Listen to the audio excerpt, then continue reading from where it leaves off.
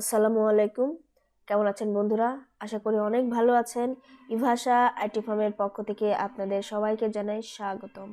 আমরা Adobe Photoshop CC 2021 শেখার চেষ্টা করছি। আজকে আমরা যে টুলসটা নিয়ে আলোচনা করব সেটা হচ্ছে রেক্ট্যাঙ্গুলার টুলস। রেক্ট্যাঙ্গুলার টুলসটা কি দেখেন? রেক্ট্যাঙ্গল টুলসটা হচ্ছে আপনি যদি আপনার এই আর্টবোর্ডে কোনো কিছু বলতে স্কোয়ার জাতীয় যদি কোনো একটা শেপ নিতে চান, নিয়ে কাজ করতে চান, তো সেক্ষেত্রে আপনি এই রেক্ট্যাঙ্গুলার টুলটা ব্যবহার করতে পারবেন। এখন ধরেন আমি হচ্ছে এই রেক্ট্যাঙ্গুলার টুলটা দিয়ে এই শেপের কাজগুলা করা যাবে। আচ্ছা, তাহলে আমরা প্র্যাকটিক্যাল দেখার চেষ্টা করি, চলেন।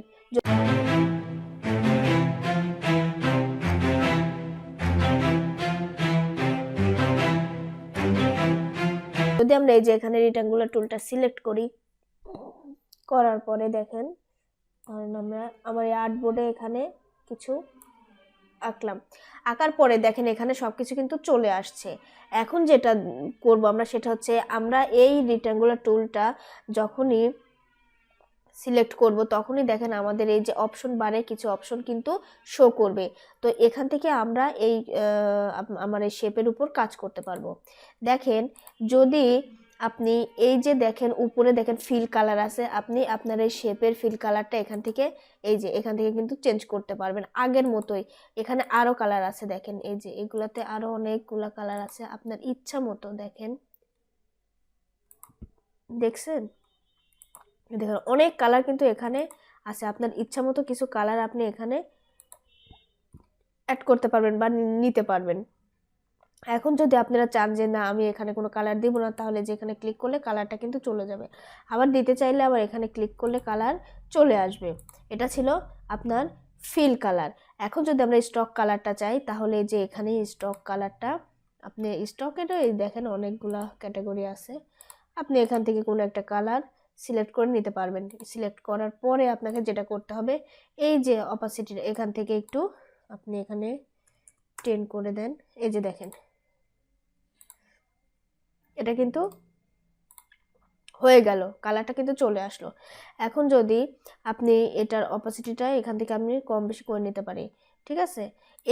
এই কথাগুলো এগুলো কিন্তু আমি এর আগেও বলেছি, আগের ক্লাসেও কিন্তু এই বিস্তারিত আলোচনা আছে। তো আপনারা যদি আমার প্রিভিয়াস ক্লাসগুলো না করে থাকেন, তাহলে আমি বলবো আমার প্রিভিয়াস ভিডিওগুলো অবশ্যই আপনারা দেখে আসবেন, তাহলে এইগুলো বুঝতে আপনাদের সুবিধা হবে।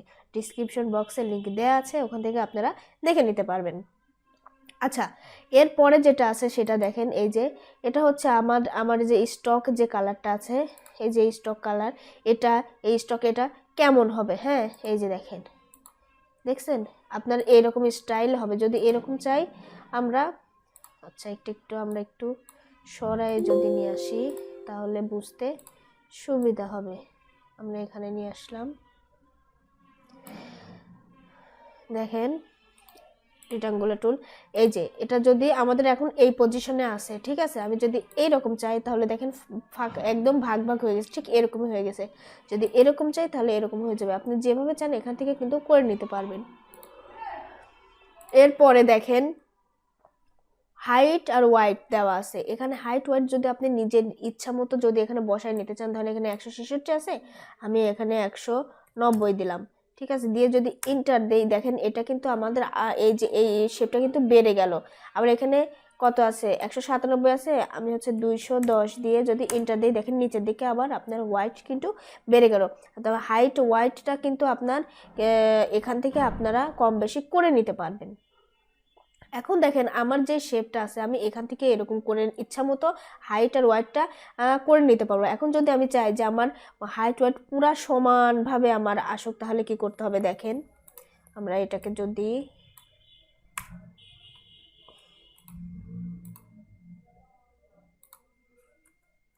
আচ্ছা, এখন আমরা যেটা করব সেটা হচ্ছে এই যে এখানে রেক্ট্যাঙ্গুলার টুল নিলাম, নেওয়ার পরে আমরা শিফট ধরে যদি আমরা এই যে এই শেপটা নেই, তাহলে দেখেন এখানে দেখেন হাইট ওয়াইট দুইটাই কিন্তু একদম সমান সমান।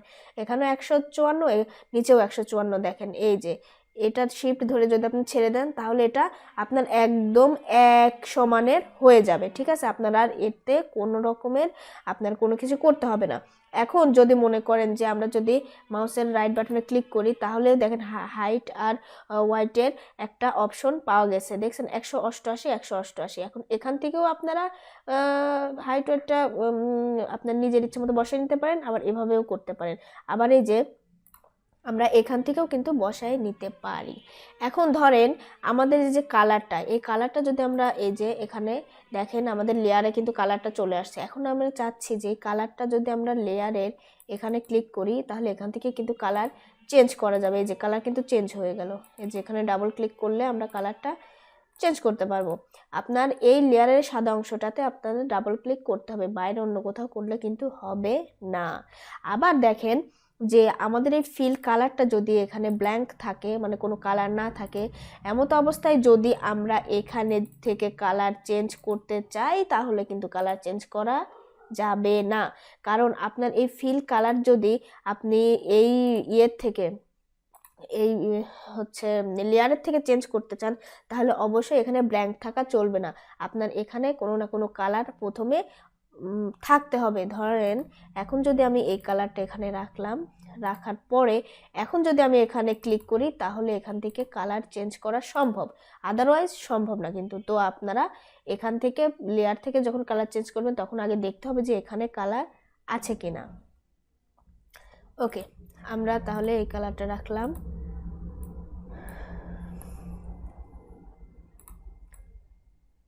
ওকে, তো এইভাবে আমরা এই এই রেক্ট্যাঙ্গুলার টুলের এই কাজগুলো করতে পারি। এখন দেখেন যেটা আমরা যদি চাই যে আমি এটাকে একটু মানে বাঁকা করব তাহলে এই যে দেখেন এই অপশনটা এরকম যদি আপনি মাউসটা ধরে আপনি রাইট বাটন দিয়ে যদি এরকম ঘোরান তাহলে মাউসটা দেখছেন এই যে হয়ে যাবে। কিন্তু এখন যদি আপনি এক্স্যাক্টলি চান তাহলে ওই যে একই কথা শিফট ধরে যদি যান তাহলে এই যে শিফট ধরেও আপনার এই যে এটা কিন্তু এক রকমের একটা ইয়েতে কিন্তু হচ্ছে। হ্যাঁ, এই যে আপনি চাইলে এটাকে আপনি আপনার মতো করে বসাইতে পারবেন ইচ্ছা মতো। তো এভাবে আমরা করতে পারবো। এখন যদি আমরা আর একটা রেক্ট্যাঙ্গুলার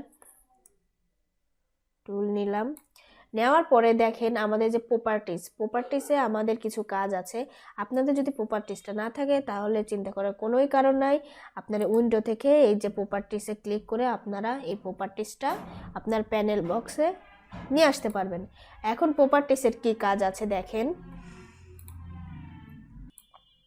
তো এখানে দেখেন এখানে যে প্রথমে যে ইয়েটা আছে দেখেন এই যে হাইট আর ওয়াইট, এখানেও ঠিক একই জিনিস। হ্যাঁ, তো এখান থেকেও আমরা এই হাইট আর ওয়াইটটা আমরা কম বেশি করতে পারি। আর এই পাশে যে দেখছেন এক্স আর ওয়াই, এই এক্স আর ওয়াইটা হচ্ছে আপনার এই যে সাদা যে অংশটা, এই আর্টবোর্ডের কতটুকু অংশ জুড়ে আপনার এই শেপটা আছে তারই একটা জায়গার পরিমাণ এখানে দেওয়া আছে। ধরেন আমি যদি এখানে 62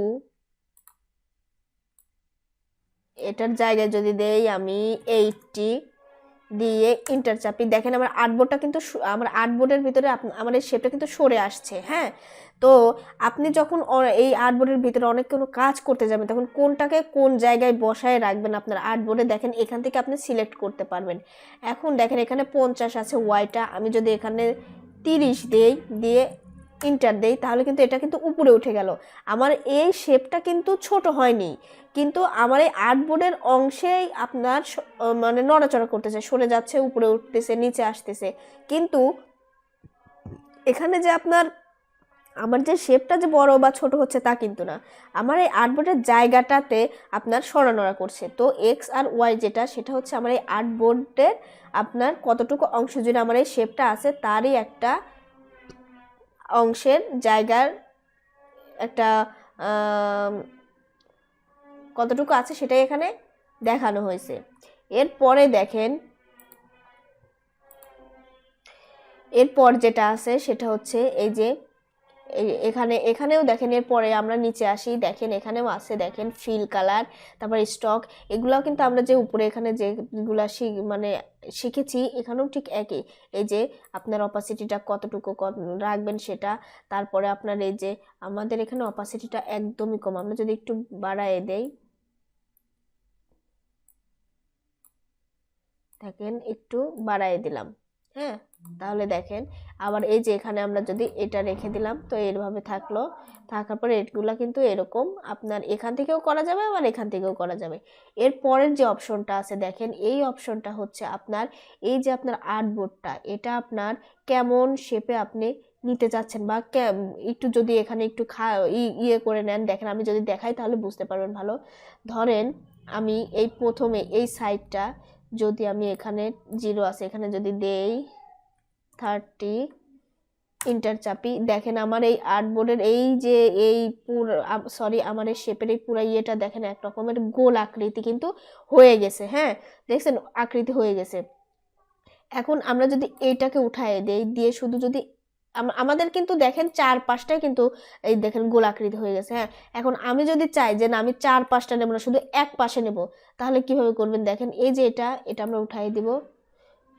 উঠাই দেওয়ার পরে এই একটা জায়গায় যদি আমরা ধরেন আমি এগুলা সবগুলাই 0 করে দিলাম। হ্যাঁ, আমি এগুলা সবগুলাই 0 করে দিলাম। দেখেন সবগুলাই 0 থাকলে আমি যেটাতে আমি বাঁকা করতে চাই সেই জায়গাটায় যদি আমি এখানে যদি 50% দেই, ইন্টার দেই, দেখেন শুধু ওই একটা জায়গায় কিন্তু হচ্ছে, বাকিগুলো কিন্তু হচ্ছে না, কারণ এই বাকিগুলো সিলেক্ট করা নেই। যদি আমরা এই যে এই পয়েন্টটাতে যদি আমরা ক্লিক করি তাহলে আমার কি সবগুলাই সিলেক্ট হয়ে গেল। তখন আমরা একটা অংশে যদি ক্লিক করি তাহলে সবগুলাই কি ধরে নেবে। আর যখন আমরা এটাকে উঠাই দিই, যখন একটাতে শুধু আমরা কিছু আমরা একটাতে সিলেক্ট করে দেবো, তখন যেটাতে আমরা মেনশন করে দেবো শুধু সেইটাই কিন্তু হবে। হ্যাঁ, তা বাকিগুলো কিন্তু হবে না। তো এভাবেও আপনারা কি এখান থেকে নিয়ে করতে পারেন। তো আমরা যদি এটা সবগুলো এখানে 50, এখানে দেন হচ্ছে 100, এখানে দেন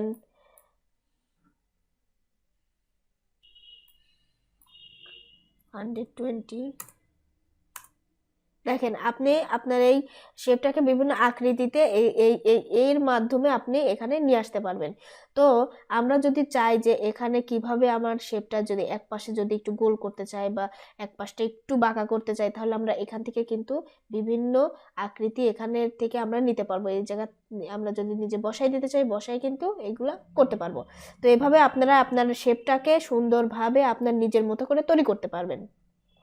তো এই ছিল মোটামুটি রেক্ট্যাঙ্গুলার টুলস এর কাজ। তো আমার ভিডিওটি কেমন লাগলো বন্ধুরা অবশ্যই কমেন্ট বক্সে জানাবেন।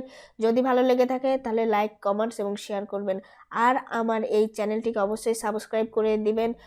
আর আরেকটা কথা, যদি আপনি আমার প্রিভিয়াস ভিডিওগুলো না দেখে থাকেন তাহলে বলবো অবশ্যই প্রিভিয়াস ভিডিওগুলো দেখবেন, তাহলে আপনাদের উপকার হবে আমি আশা করি। তো ভালো থাকবেন এবং আমার জন্য দোয়া করবেন। আসসালামু আলাইকুম।